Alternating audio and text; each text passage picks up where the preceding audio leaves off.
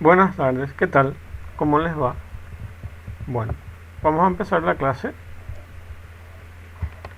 Voy a dar algo de teoría eh, de sistemas basados en conocimiento y después les voy a mostrar un ejemplo con las librerías de Python.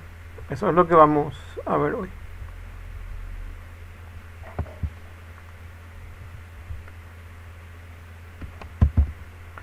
Bueno, vamos a ver dos cosas dentro de la parte teórica. Uno, eh, uno de las tendencias que se vino dando por el tema de generación del conocimiento. Y otra es básicamente algo relacionado a los procesos inherentes del desarrollo de un software basado en conocimiento. Y específicamente vamos a centrarnos dentro de lo que es sistemas de representaciones, que es la forma en que se transmite esa información, ya que los analistas de sistemas, los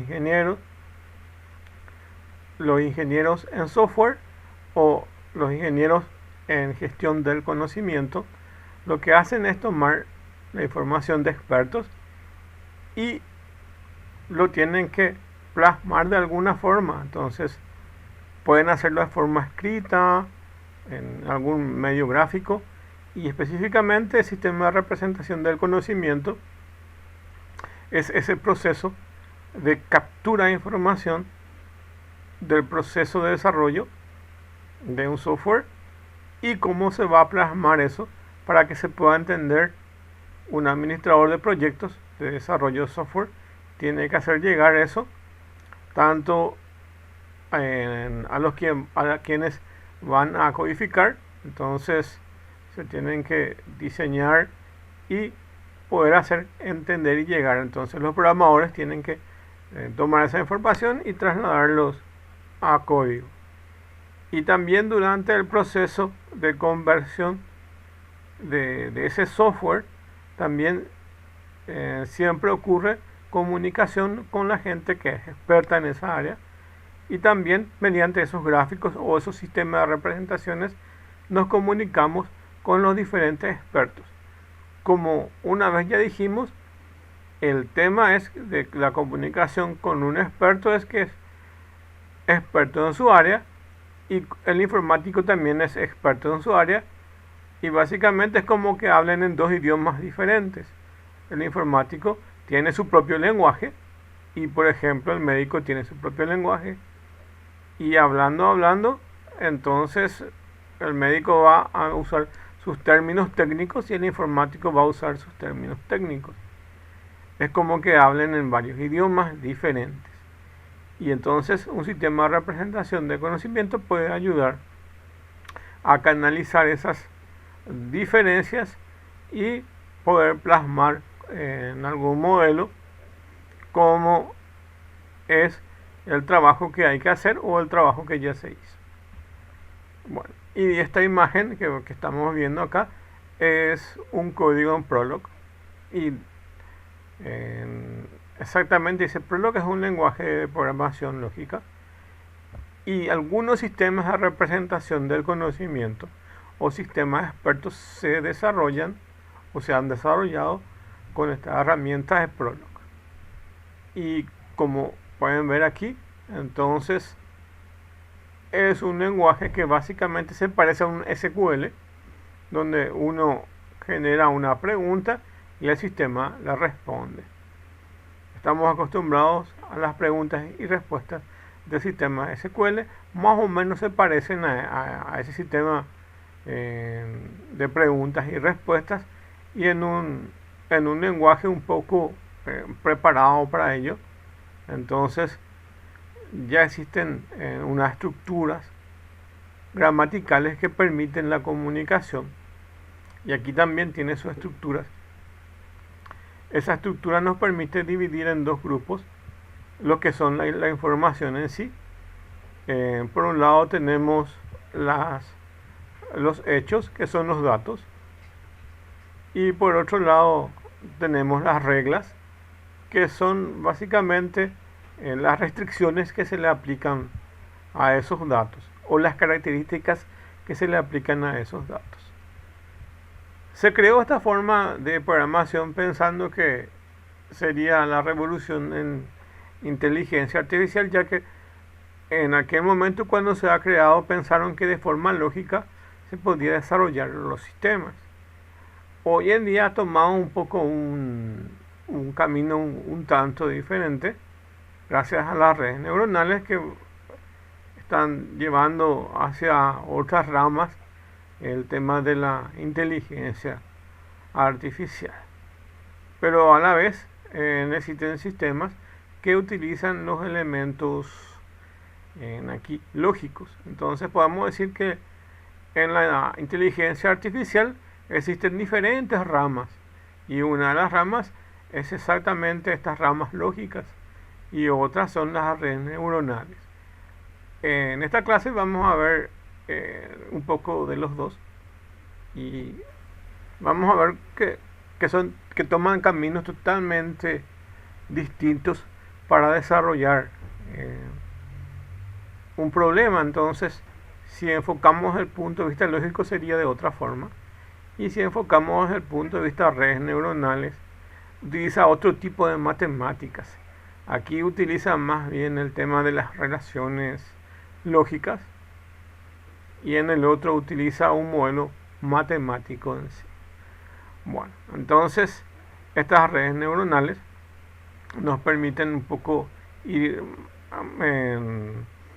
avanzando un poco más en lo que es un modelo realmente interactivo como el chat GPT, que básicamente utiliza los modelos de redes neuronales y el aprendizaje automático o el aprendizaje forzado, que nos ayudan un poco a definir todo ese proceso.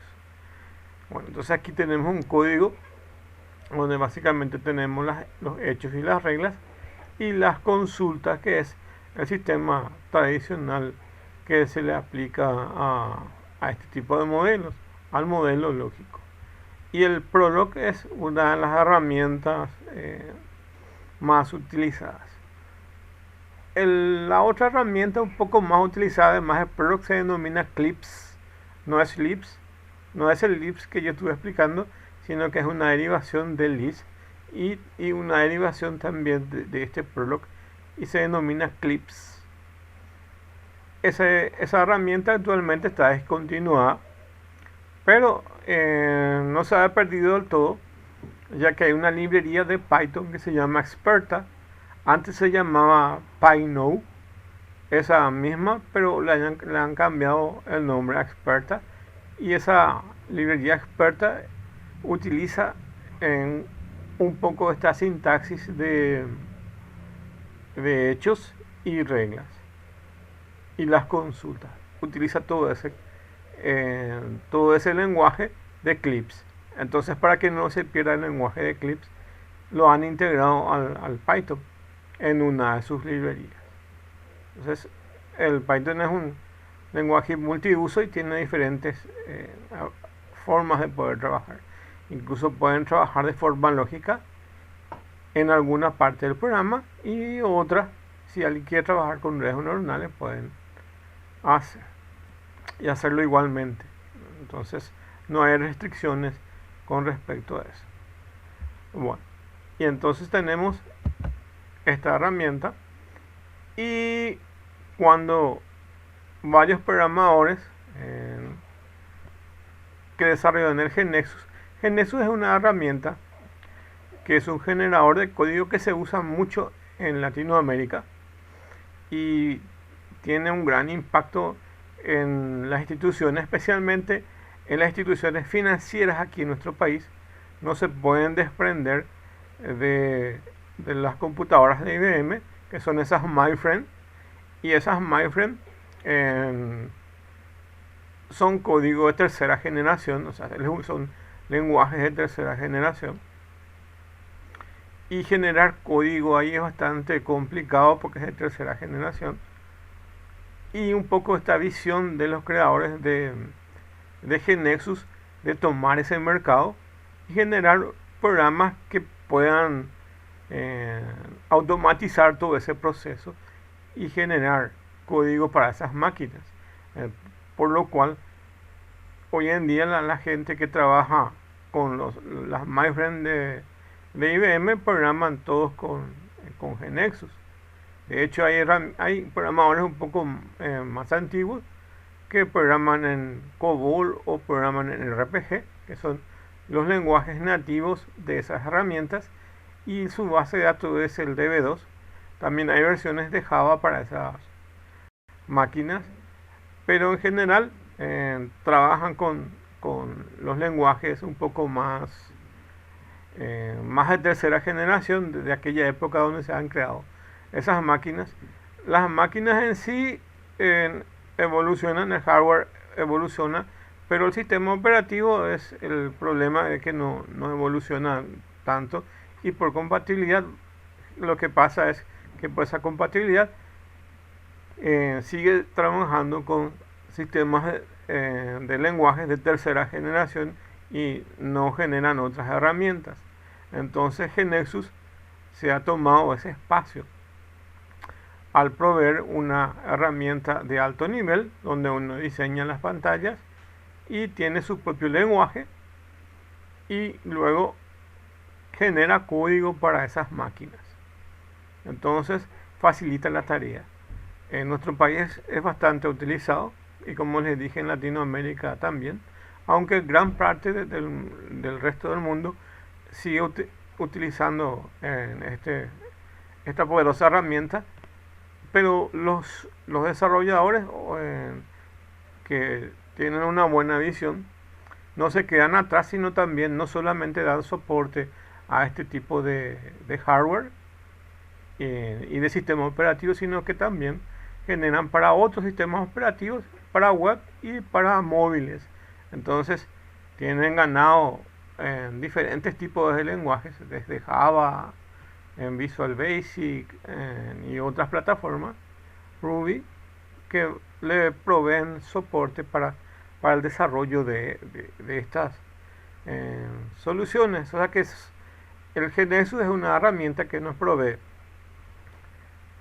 un desarrollo a alto nivel y luego la posibilidad de convertir a código a diferentes tipos de plataformas. Y cómo surgió básicamente de la idea de poder dar soporte de hacer un sistema de inteligencia artificial, pero específicamente un sistema basado en conocimiento, que provee conocimiento, pero ¿a quiénes? A los que desarrollan software, justamente para ellos. Y más que nada para el soporte de desarrollo de software comerciales, no tanto científicas, sino más bien de uso comercial, los que utilizan en las empresas, que quieras o no es en un gran porcentaje del mercado, y en la mayoría de los países de Latinoamérica el nivel de exploración desde las universidades es básicamente, la mayoría de las universidades, básicamente es desarrollo de software enfocado para empresas, por lo cual el 90% de de todas las personas o programadores que terminan las universidades solo están capacitados para poder ejercer sus trabajos dentro de las empresas. También una de las dificultades que tenemos en nuestro país, al menos, es que no existe mucho espacio para la investigación, por lo cual el mercado científico, que sería el otro consumidor, es muy reducido. Tampoco no vamos a poder hacer hardware especiales desde nuestro país, ni tampoco no vamos a poder hacer sistemas operativos y herramientas bastante complejas, por lo que para poder trabajar entonces uno requiere entrar, aunque haya terminado una carrera de ingeniería, de repente requiere entrar en trabajos de uso comercial. Entonces está muy limitado el campo hacia esa rama, vamos a decir. Bueno, entonces GNexus es una herramienta que le sirve mucho a los desarrolladores que modelan sistemas comerciales. ¿Y que usaron como herramienta? Utilizaron el Prolog que les estaba mostrando aquí. hay una parte que incluyeron un compilador de Prolog que por lo que puede ser hayan compilado algún código de Prolog y lo hayan colocado dentro de su herramienta, aparte de las otras de las otras herramientas que tienen de formato desktop, que es la herramienta en sí que les provee para poder realizar el código y colocar ahí el diseño de sus pantallas. Bueno, entonces tienen eso. Y GNU es un desarrollo usando las tecnologías de punta existentes a nivel mundial, y una de las partes importantes de su programación, particularmente la de los prototipos y pruebas, se desarrollan mediante Predict Logics, y su lenguaje interno es Prolog. Esto yo no escribí, sino que quité de internet para que puedan darse cuenta de la interacción del Prolog con esta herramienta. Entonces, de aquí vienen muchos de los conceptos que utiliza esta herramienta. Como ejemplo de sistema experto de apoyo para análisis de información, como de la programación. Entonces, automatiza parte de los procesos que realiza un analista de sistemas o un ingeniero informático para el desarrollo de los sistemas. Y su estructura de datos, sus archivos se denominan KB, creo que es el nombre de cabecera. Esta es de Node Base. Entonces es básicamente esa base de datos de ingeniería de conocimiento. Entonces de ahí viene el nombre de las KB.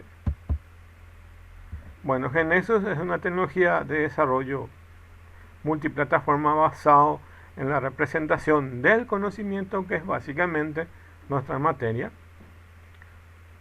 y principalmente orientada al entorno empresarial para aplicaciones web, dispositivos móviles y aplicaciones de escritorio de Windows.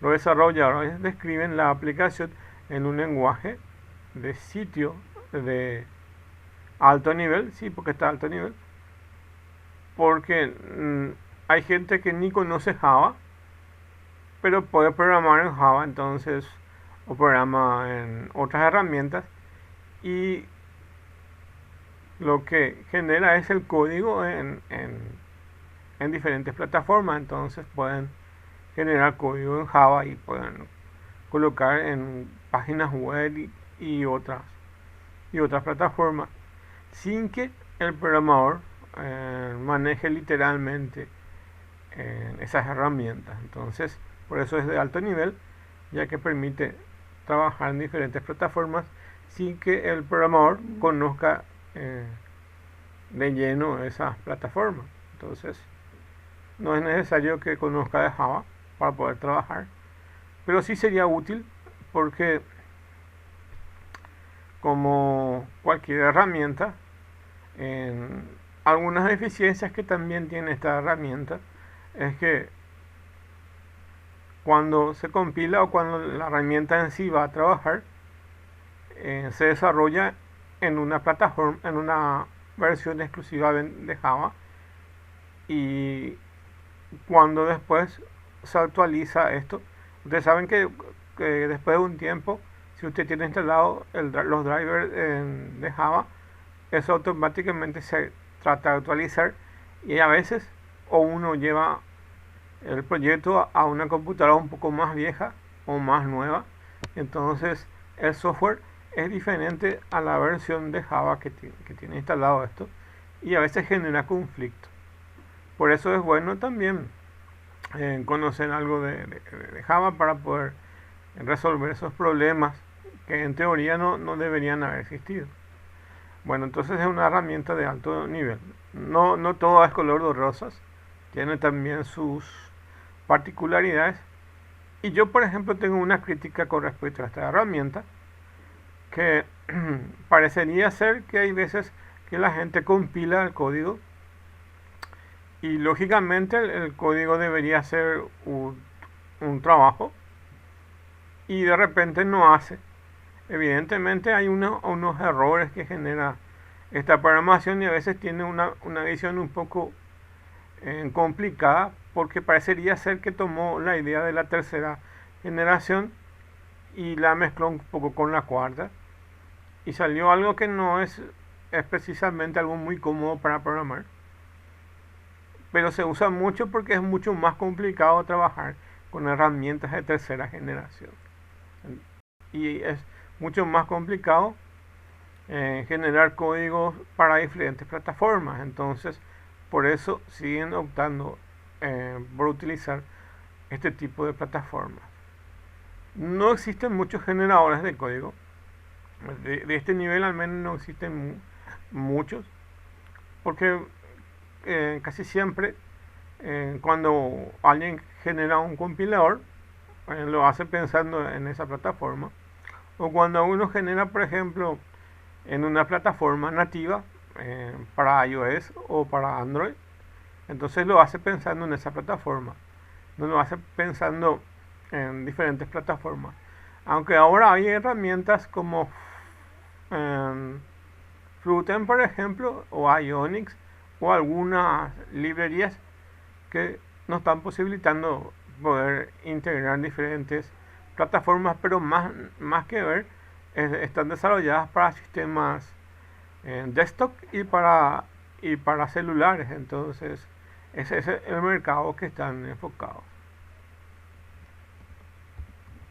Bueno, entonces genera código nativo en esta herramienta. Bueno, ahora nos enfocamos específicamente en lo que es nuestra materia, que es específicamente a entrar un poco más en la cuestión de gestión del conocimiento o ingeniería del conocimiento, y es la representación de ese conocimiento. Y dice, ¿qué es entonces una representación de conocimiento? Es la manera de facilitar la inferencia, sacar conclusiones a partir de dicho conocimiento.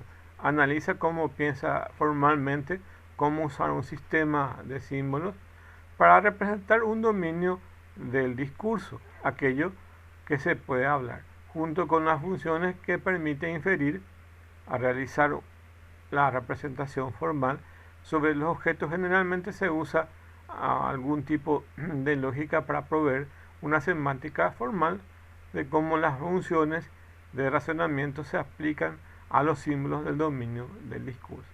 Además, proveer operadores como cuantificadores, operadores de modelo, etc. Esto junto con la teoría de interpretación del significado de las frases de la lógica. Entonces, ¿cómo se interpreta la lógica? ¿O qué herramientas tengo para representar esa lógica? Es lo que se denomina representación del conocimiento. ¿Y qué tenemos dentro de esa representación? Por ejemplo, es la representación del conocimiento, que es poco expresiva, es la lógica proposicional. Entonces, como vimos en la primera diapositiva, un ejemplo de eso sería el lenguaje Prolog, que nos proveen herramientas para poder mostrar esa parte lógica. Un ejemplo de representación del conocimiento muy expresa es la lógica de auto-segmentation. La representación del conocimiento tiene pocas expresiones que pueden ser un tanto complejas como consistentes. Entonces nos proveen eso. Bueno, dentro de la representación del conocimiento tenemos uno que es captar generalizaciones, otro ser comprensible, fácilmente modificable e incomentable, ser usado por diversas situaciones y propósitos, permitir diversos grados de detalle, capturar la incertidumbre al representar las distinciones importantes y facilitar el conocimiento relevante. Son algunos puntos que tenemos que tener en cuenta para la representación del conocimiento. Bueno, y aquí están los más importantes, cuáles son los elementos un poco que tenemos dentro de la generación de ese conocimiento. Entonces, en un sistema experto sería algo así. Vamos a ver aquí. Cuando un experto, eh, cuando un experto está contando a un ingeniero de conocimiento cómo se desarrolla eso, ven acá una persona que es el ingeniero de conocimiento y es aquí donde se genera esa representación de conocimiento entre la interacción de un experto y un ingeniero. Y ven aquí este sistema, esta flecha que marca en ambas direcciones. Entonces hay una comunicación entre un experto y uno que es informático, y esa información se carga a través de una interfaz, y esa es la representación del conocimiento.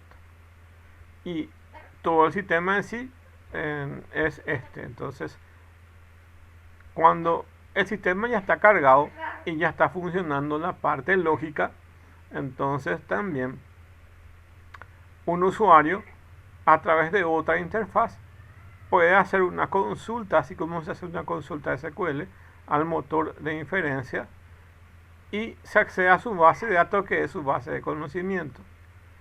Y aquí tiene básicamente esa interacción entre la justificación, la explicación y el motor de inferencia y la base de datos de conocimiento, esa información que se le provee al usuario.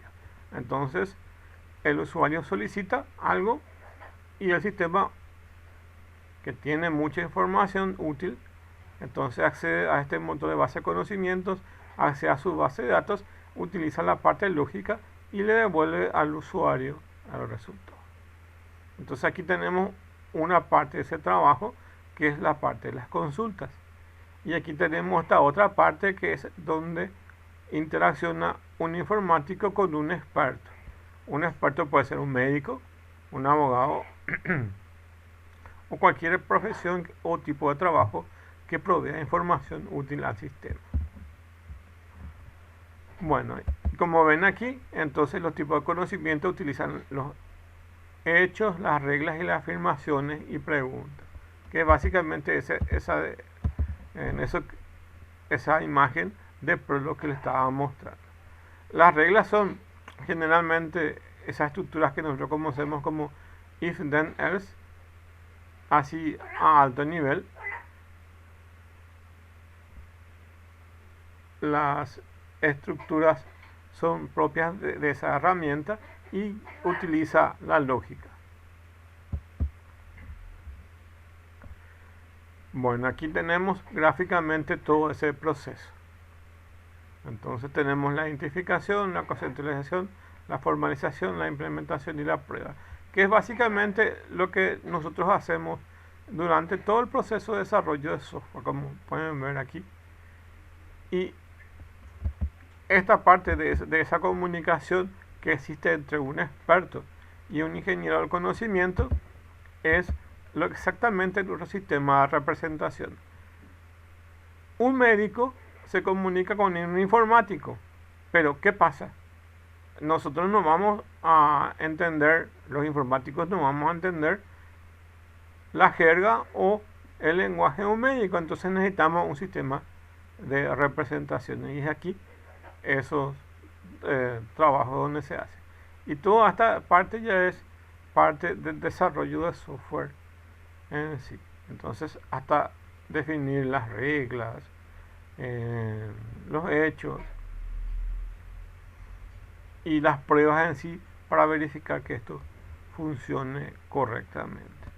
Como ven acá, hasta la implementación de esa versión, ya que básicamente puede ser un proceso iterativo en el sentido de que tenemos hoy la versión 1.1 y vamos mejorando, versión 2.0, 3.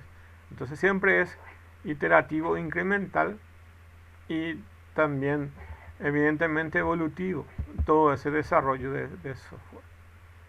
Y algunos de los beneficios que tenemos para utilizar los sistemas expertos, uno es la reducción de dependencias de personal clave. Ustedes ni saben, quiero que cuando tengan tiempo no sé, seguramente ya están utilizando ChatGPT. En- Solamente les quiero comentarles que de repente, que cuando ustedes ahora ya que están estudiando informática, ChatGPT les permite inclusive desarrollar algoritmos y lo hace bastante bien. Y acá dice reducción de la dependencia del personal clave. Yo, por ejemplo, cuando estaba estudiando algoritmia, me pongo como el papel del profesor. Entonces, ustedes pueden solicitar a ChatGPT que se comporte como un docente. ¿Y cuál es el problema de las personas? Que básicamente ustedes hacen ciertas consultas a un docente y luego puede ser que el docente ya pierda la paciencia y ya no les quiera explicarle. Y en cambio, en un sistema como el ChatGPT pueden hacer miles de preguntas, inclusive las mismas preguntas, y como es una máquina no se va a cansar ni no se va a ofender. Yo estaba en otra universidad cuando estaba estudiando informática y estaba en algoritmia, por ejemplo, como alumno, y quería saber si mi algoritmo estaba bien hecho. Y me acercaba varias veces al profesor y el profesor no me hacía caso. Entonces hay una deficiencia con respecto a la docencia. En cambio, los sistemas automatizados que tenemos hoy en día, ya estuve probando y básicamente eh, hice unas consultas sobre unos algoritmos y me estaba respondiendo, inclusive cuando quería que me haga otra cosa o que me vuelva a responder eh, la misma pregunta que hacía. Entonces, amablemente me volví a responder. De hecho, está preparado para que responda de esa forma. Pero si ustedes, por ejemplo, fueran un docente, o si otra persona fuera un docente, o si yo fuera un docente, va a llegar un momento que cualquier persona pueda perder eh, la tranquilidad.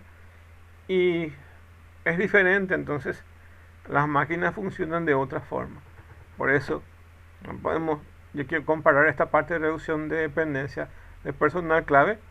Entonces va a llegar un día en que básicamente una computadora, un sistema va a ser totalmente experto, que podamos prescindir de ciertos tipos de personales dentro de las empresas.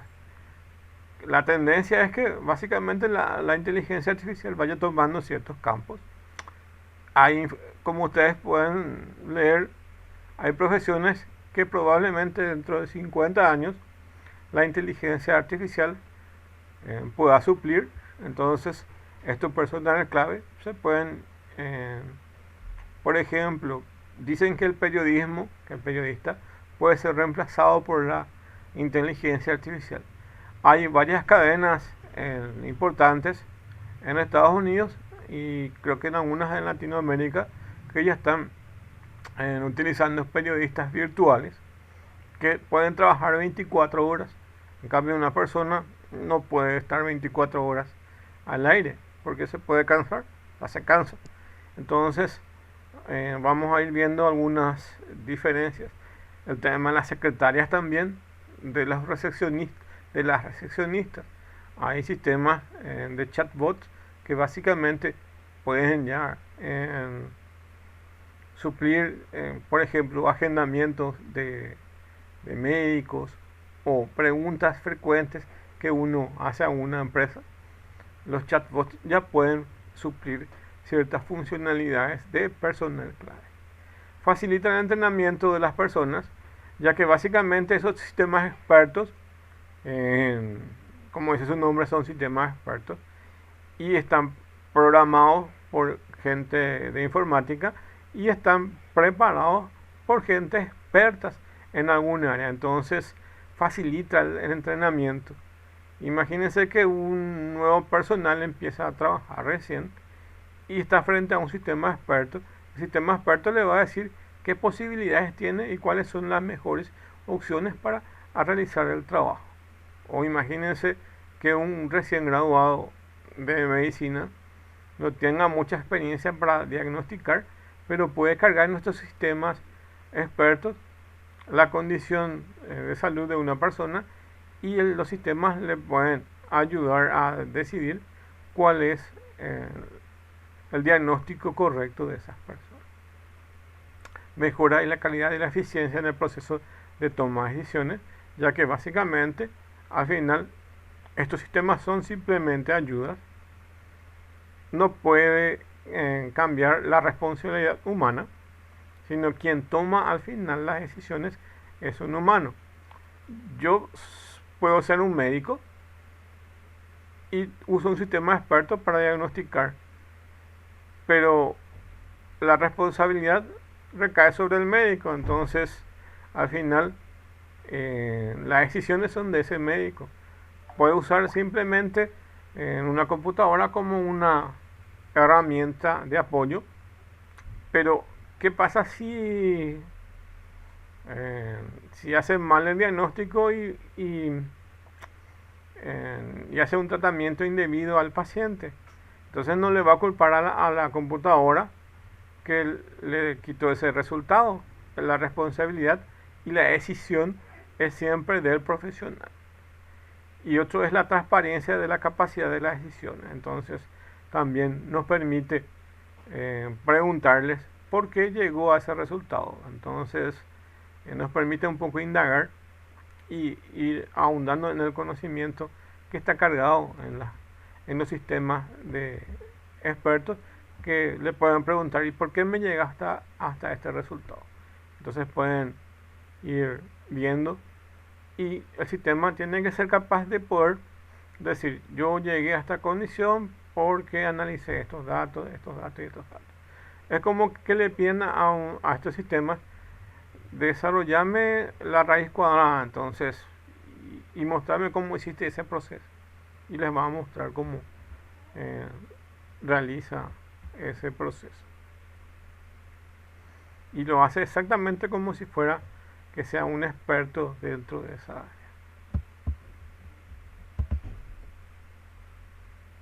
Bueno, pero ¿cuál es el tema?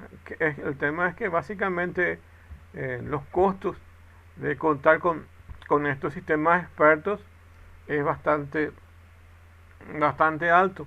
Entonces, que una empresa compre un sistema experto tiene sus costos. O bien, si no va a comprar, lo va a desarrollar, mucho más costoso todavía. Al menos para una empresa que no se dedica al desarrollo de software, sistemas expertos, que empieza a desarrollar uno propio, va a ser mucho más costoso. Entonces, el shell paquete generador, el sistema experto, el equipo computacional o hardware que requiere, la consultoría especializada, el tiempo de los expertos, costos de implantación, costos involucrados con el mantenimiento y seguimiento del sistema, son todos los casos que tienen que ver con el tema de poder entender cuando una empresa va a tomar esa decisión de desarrollar un sistema experto, va a tener que atender que se va a generar unos costos, y esto que ven acá son los costos así agrupados que van a tener. Por ejemplo, uno de los que más le va a llevar dinero a la empresa es el tiempo de los expertos, ya que, por ejemplo, si va a ser un sistema experto para médicos, no creo que con un solo médico se pueda desarrollar un sistema experto. Va a requerir mínimamente de 10 médicos, y no solamente de médicos, probablemente de otros tipos de profesionales. La misma cosa que si van a desarrollar en un sistema de ingeniería, no solamente van a contratar a un ingeniero, probablemente tengan que contratar matemáticos, ya que los ingenieros conocen el proceso, pero quienes puedan optimizar mejor los cálculos y las fórmulas son los matemáticos. Entonces van a requerir también de otros tipos de expertos en diferentes áreas, además de los informáticos. Entonces tienen que contratar informáticos también para poder desarrollar eso. Okay. Bueno, entonces aquí tenemos un poco la panorámica de lo que es la inteligencia artificial y los sistemas expertos, y lo que tenga que ver con el tema de las diferentes ramas que hay, y específicamente esta rama de los sistemas expertos, y que tengan que ver con los sistemas de representaciones del conocimiento.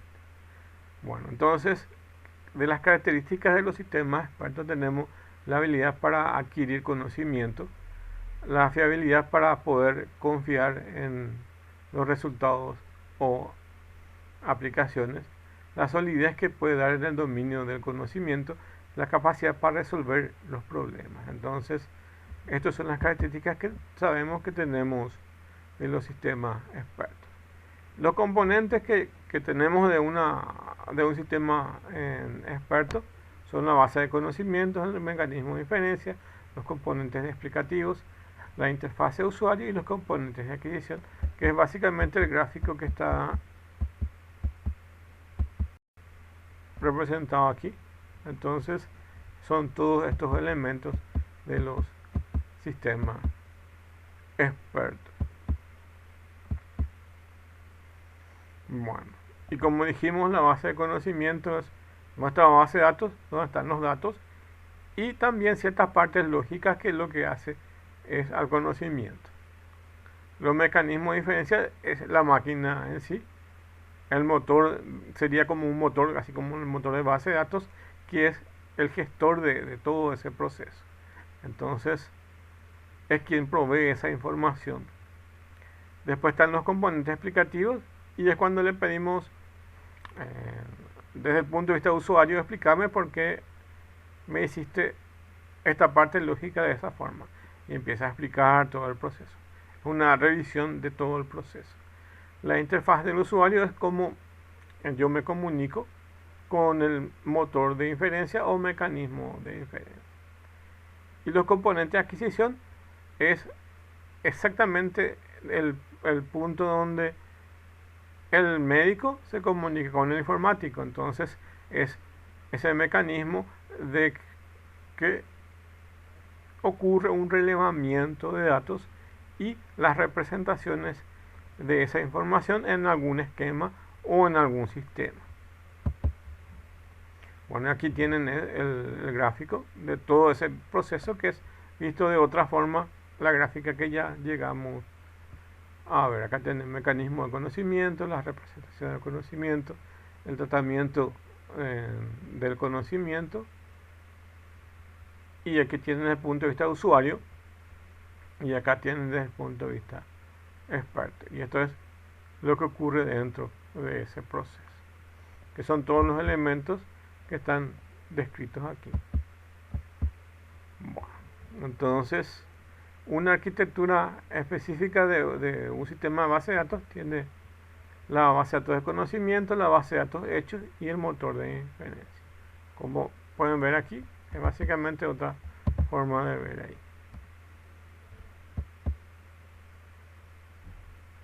Y ahí, como pueden ver, también se subdivide en estos sistemas de explicaciones, módulos de adquisición de conocimiento y módulos de comunicaciones. Los módulos de comunicaciones es la forma en que tenemos con los usuarios. Entonces, hay una interfaz de usuario, que puede ser una página web o algún formulario que nos permita poder cargar esa información, enviar esa información y recibir.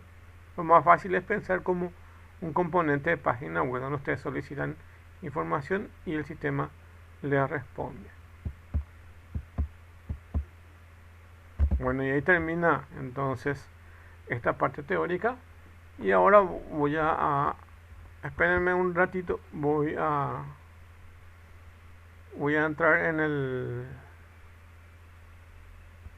el Google Colab y voy a mostrarles a ustedes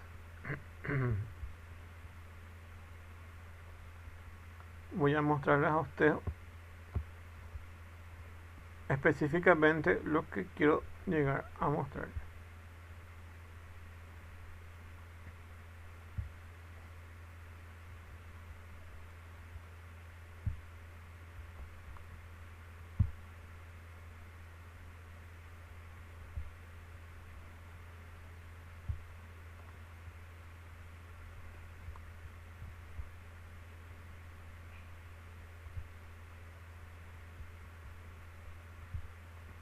Bueno, este es el Google colaborador. Probablemente voy a tratar de compartir esto cuando termine la clase para que tengan acceso a esto.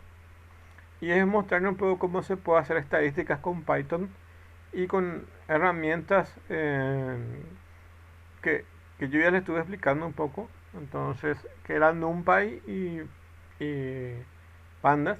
Y, y con esto voy a ir avanzando un poco también dentro de lo que tengan que ver con el tema de estructuras que se usan en ciencia de datos y también dentro del Machine Learning. Las dos se usan bastante.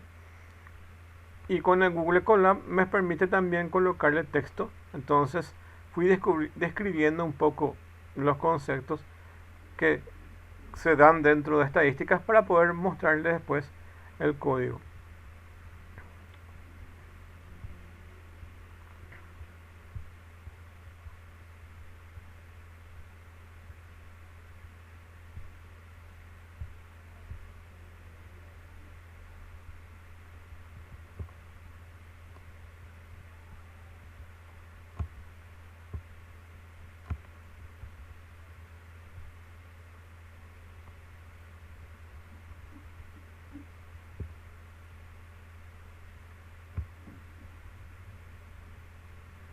Bueno, voy a ubicarme ahí.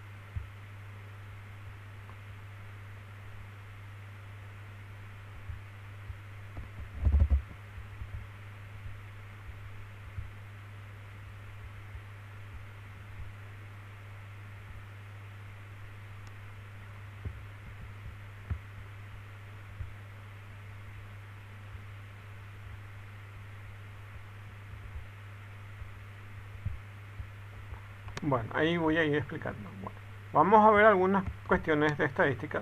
Bueno, entonces, tenemos las medidas de centralización que se utilizan en estadísticas.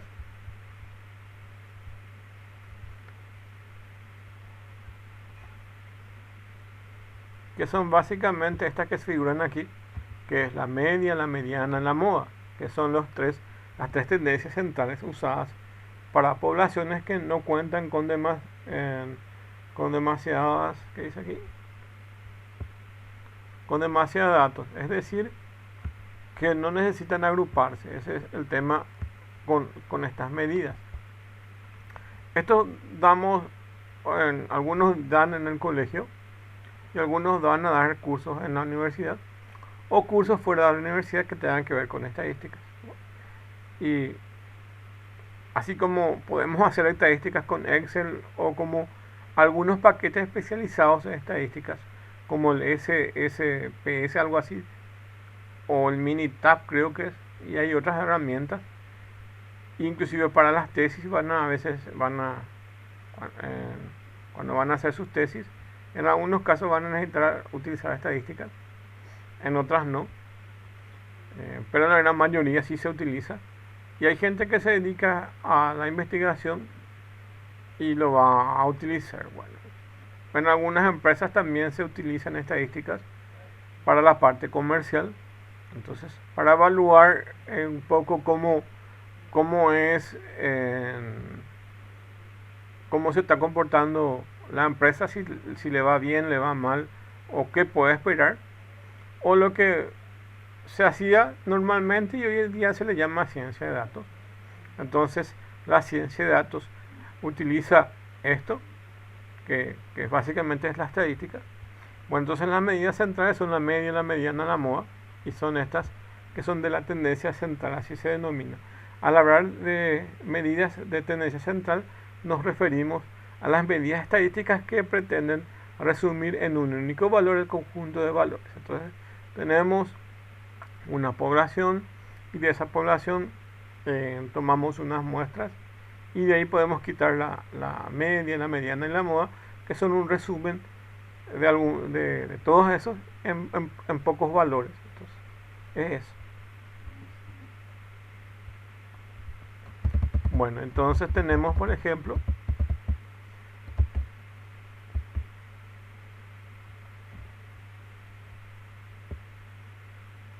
la media, que es básicamente, como sabemos nosotros, que es un punto medio que está entre los valores, que es básicamente la sumatoria de ciertos valores dividido la cantidad de muestras que se toman. Entonces, la media, también conocida como promedio, es un valor que se obtiene al dividir la suma de algo que estamos analizando, dividido el conglomerado de números de cantidades. Entonces, ahí estamos haciendo eso. La mediana es un conjunto. Me cuesta mover un poco aquí dentro de esto. A ver.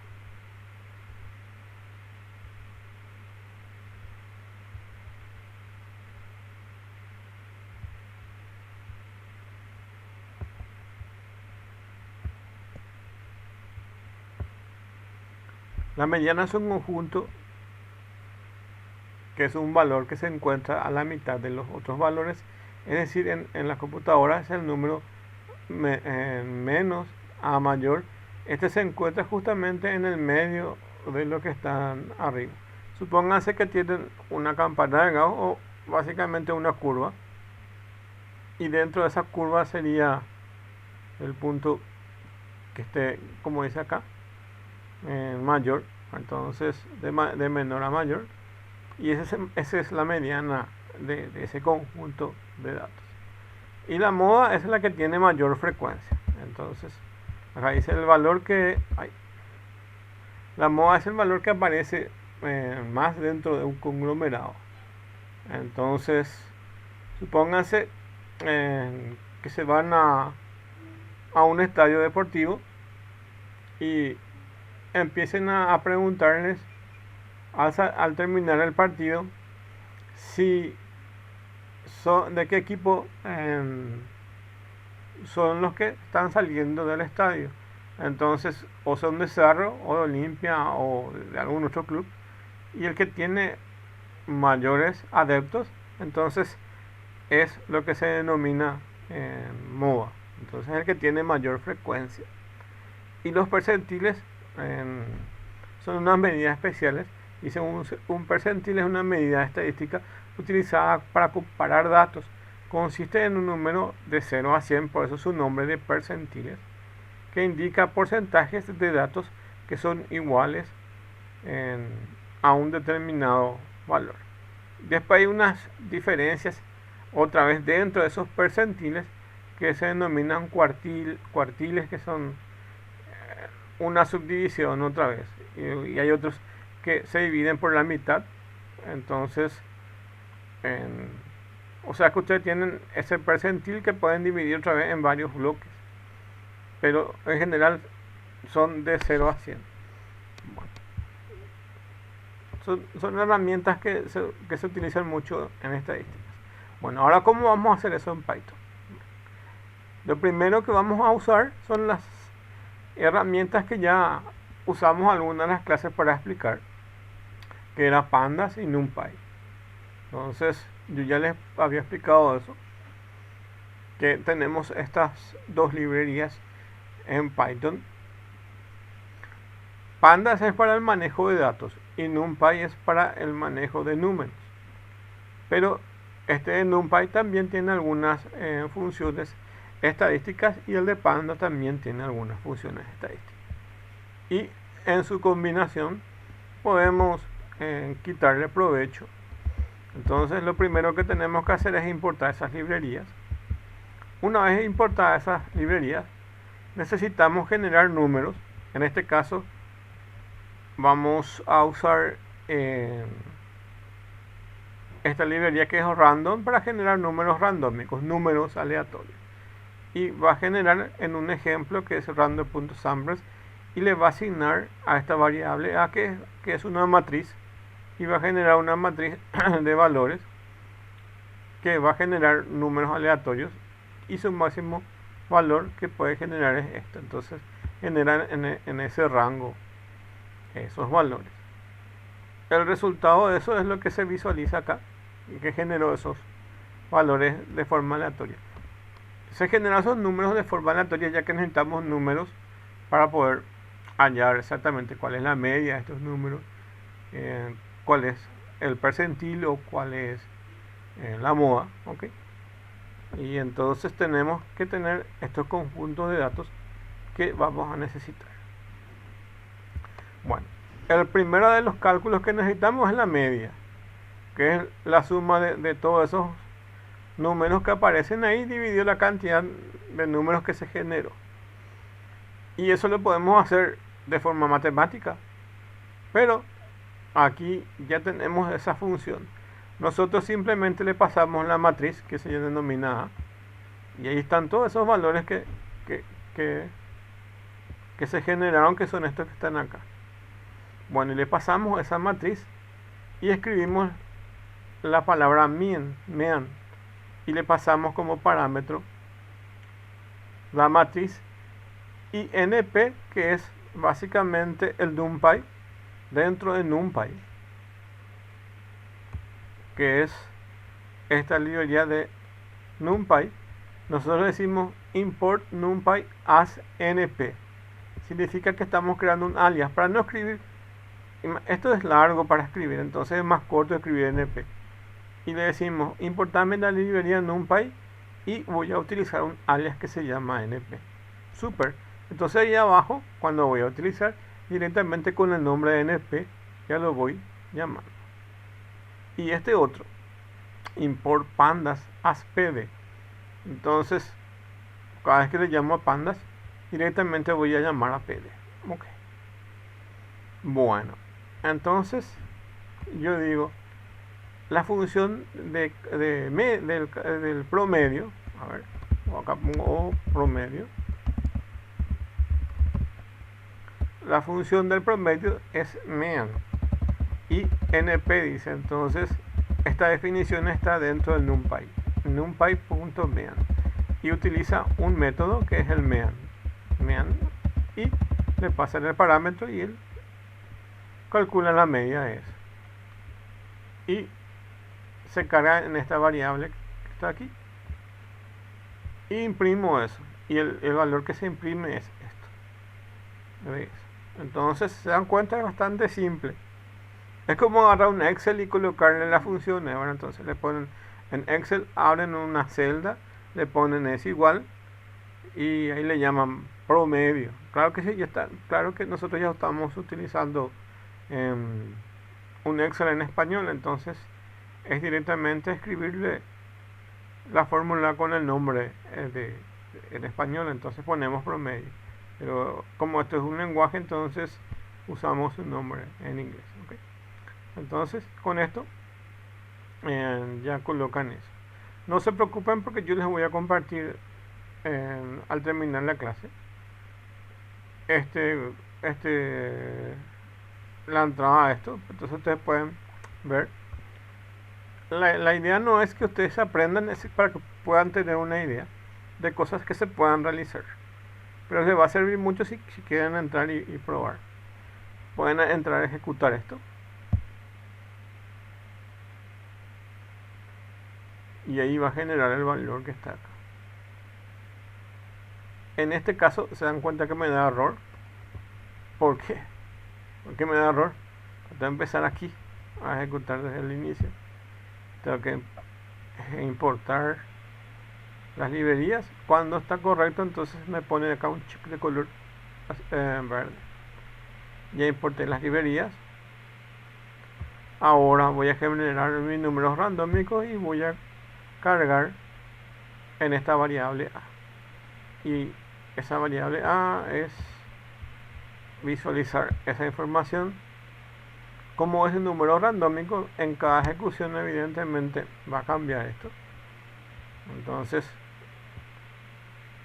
ya generé mi matriz con números aleatorios. Ahora sí, se dan cuenta que me dio error aquí. Y ahora sí puedo ejecutar esto. Y me dio este resultado. Este es la media o promedio. Bueno, entonces es con la librería NumPy para poder hallar eso.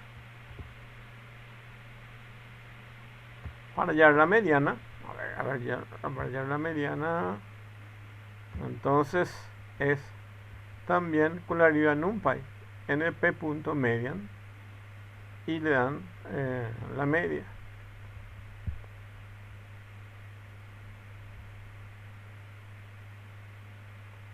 Ahí se está ejecutando y está buscando la media,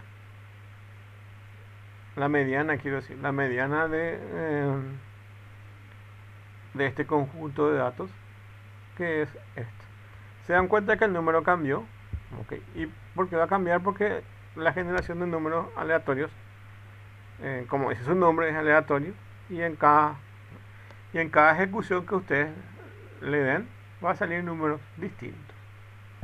Es totalmente aleatorio.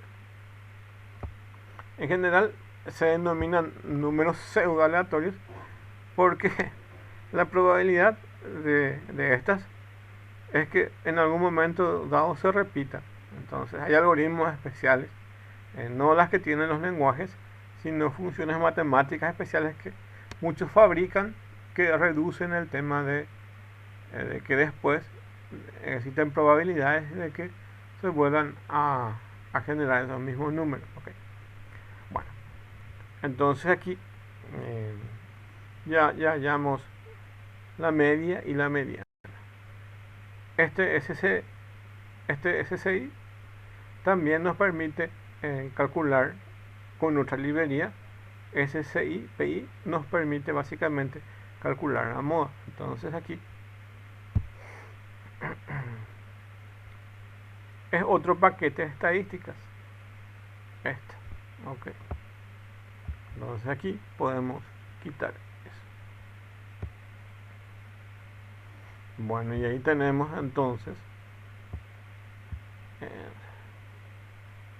cuando salen estos warnings, como ven aquí, es que dentro de poco esto va a estar deprecado y ya va a estar desactualizado. Entonces pueden ver acá que dice que para futuras operaciones, que probablemente estos ya no se hagan de esta forma. Los warnings no son errores, pero sí son indicaciones para tener en cuenta. Y aquí nos muestra ese resultado. Bueno, y los percentiles seguimos usando las librerías NP. Hallamos en el percentil 25, que es en el 25%. Ya se acuerdan que va de 0 a 100. Entonces hallamos el percentil 25, que es dividida en 4 porciones. En 4 porciones de 100, entonces tienen cada 25 sería de 0 a 25, de 25 a 50, de 50 a 75, de 75 a 100. Entonces es eso. Entonces el percentil 100 en el 0.25, que es un cuartil, porque se divide en 4 partes, o 0,75, que es el tercer cuartil. Y tiene diferentes formas de llamarle. Entonces aquí retorna el primer cuartil, que es 100 dividido entre 4. Acá luego está la explicación de eso. Son cuestiones que se ven más en estadísticas. De hecho, yo no manejo mucho sobre los cuartiles, más bien media, mediana, moda y otros manejo bien. Estas son cuestiones que un profesor más de estadísticas maneja mejor. De hecho, ya di varias veces el tema de estadísticas.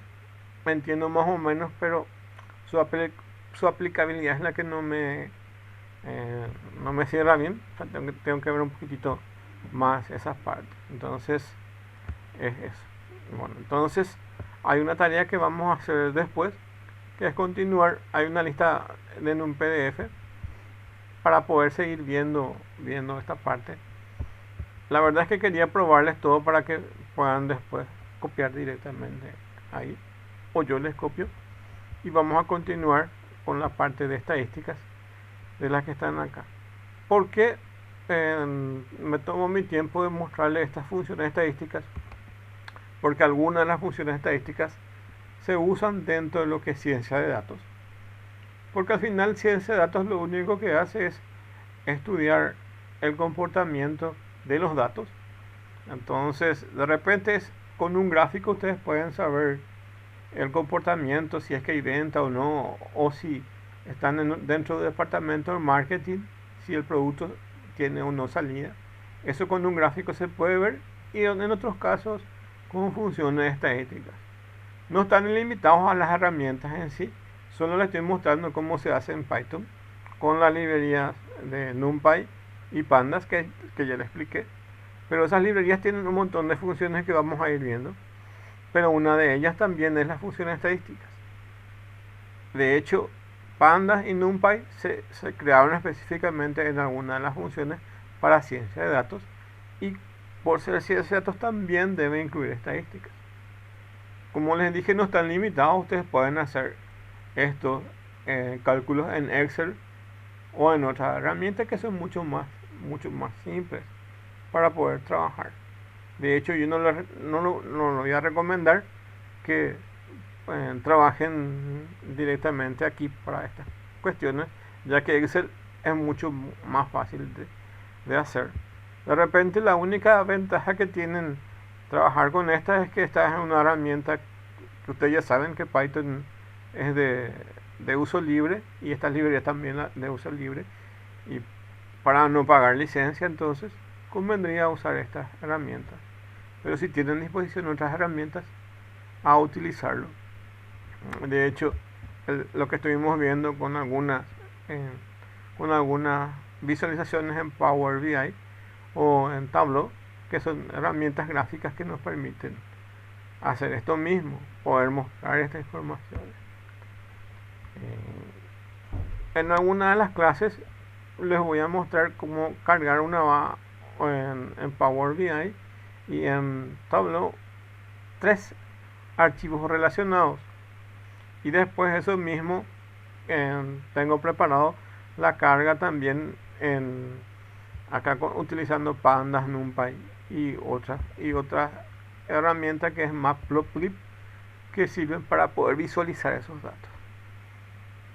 En esas herramientas de uso paga, graficar eso es en 5 o 10 minutos. En cambio, acá a nivel de código tienen un poquitito más cuestiones de informática que solamente un informático puede entender a priori. Entonces es más para informáticos. Las otras son más para personas que se dedican a ciencias de datos. Voy a tratar de mostrarles eso también en algún momento. Creo que esta semana tienen que responder preguntas. Voy a fijarme un poco ahí qué es lo que es la tarea para esta semana dentro de la materia.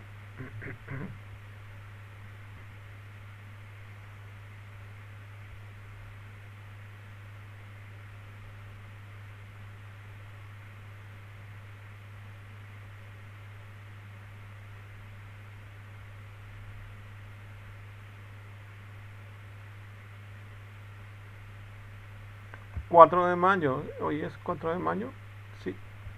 Y tienen preguntas que responder, tienen el cuestionario ahí que tienen que ingresar y responder, ¿ok? Eso es lo que corresponde a esta semana, ¿ok? Responder el cuestionario. Bueno, les dejo entonces para que puedan ir viendo eso. Y voy a compartir esto.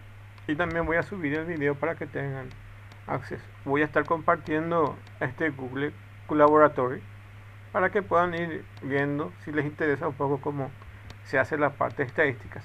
Está todo explicado ahí, ya que es básicamente un cuaderno donde tienen las explicaciones. y pueden tener acceso a eso. Lo único que es más complicado es el tema de por qué está cargado por qué estos datos están cargados de forma aleatoria. Se podría haber hecho de otra forma, directamente cargando en un país, teniendo esos valores o cargando manualmente. Bueno, entonces eso nomás lo más complicado y el resto es utilizar las sentencias para poder mear que básicamente eh, promedio, min, entonces nos permite poder visualizar. Es bastante sencillo, solamente que capaz que al ver la primera vez va a ser algo nuevo, pero miran unas cuantas veces y ya no va a haber problema. Bueno, entonces muchas gracias y nos encontramos la próxima semana. Se cerró probablemente las tareas que estaban las otras semanas. Voy a abrir para que puedan continuar algunas personas que no han podido terminar eso. Bueno, muchas gracias entonces y nos encontramos la próxima semana.